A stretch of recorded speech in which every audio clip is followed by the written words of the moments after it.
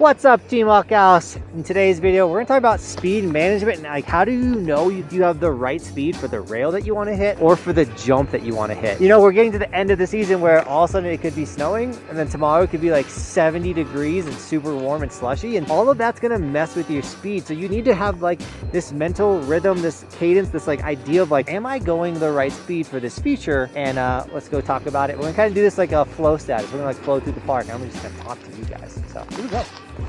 So the first tip is like, I already did a run, but we just rode through and kind of saw like, is my normal pace of riding faster? Do I need to take more checks than normal?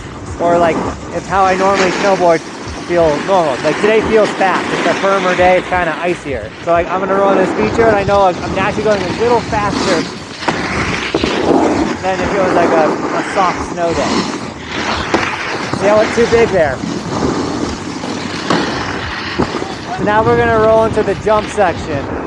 Now, if you've never hit jumps before, I do have like a whole video on like how to know the speed for a jump. But ideally, you're gonna watch other people hit the jump. Like, are they taking 2 or 3 turns in? Or are they just pointing it from the drop in? Like, how fast is this first jump? So we're gonna watch this guy who's dropping in, and you know, he didn't take any turns and he went pretty mellow. So like, I know that this jump is like a pretty consistent speed. I don't have to take much off, but I do have to remember it's kind of a faster day because of the, you know, the harder snow.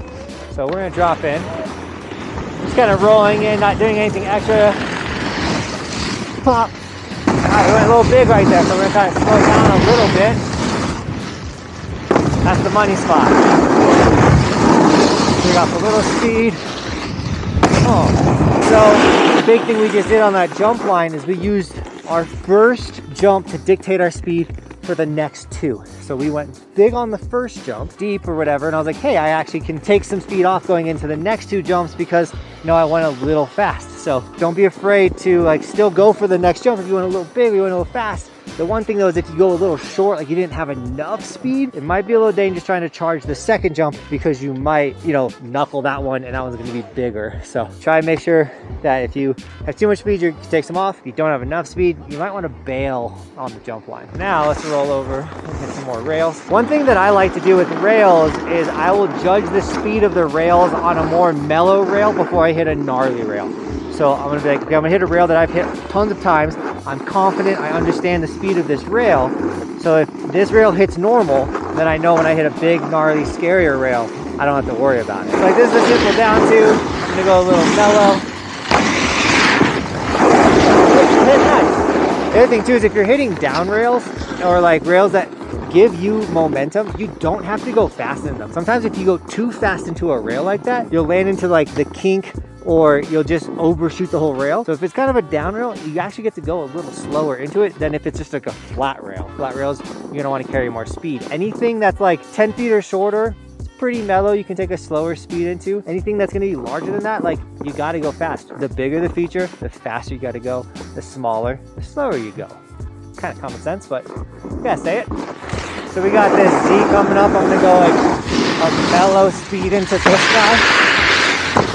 We got this waterfall, I gotta go faster into this.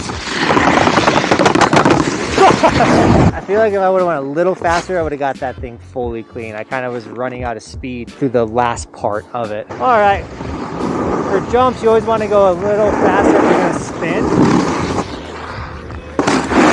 Because the nature of turning off the kicker and whatnot, you're gonna take more speed off. So if you're planning on spinning a jump, always go a little faster. Another important thing to realize is, especially late season, when you go from the upper part of the park to the lower part, it's getting warmer, you're dropping elevation, so the lower part will get slushier, sometimes get slower than it was at the upper part, where it's harder and firmer. So just that's another thing to kind of think about when you're hitting the train park. So I know this is a small feature, so I'm gonna go a little mellow. This guy got jumping, so I gotta go like medium speed. Try that again. And then we got the flat rail, so I'm gonna have to go a little faster since she's flat. The biggest thing you have to know when it comes to speed in the terrain park and how much speed you need per feature, because you need to know it's always changing. It's mainly changing because of the weather, whether it's snowing or not, or whether it's slushy or warm or cold. You know, the temperature and the fresh or new snow is going to really change your speed of your park. So always be mindful that a feature that you might have been going pretty slow at in the beginning of the day, you might be needing to charge a little faster in the later in the day, all that type of stuff.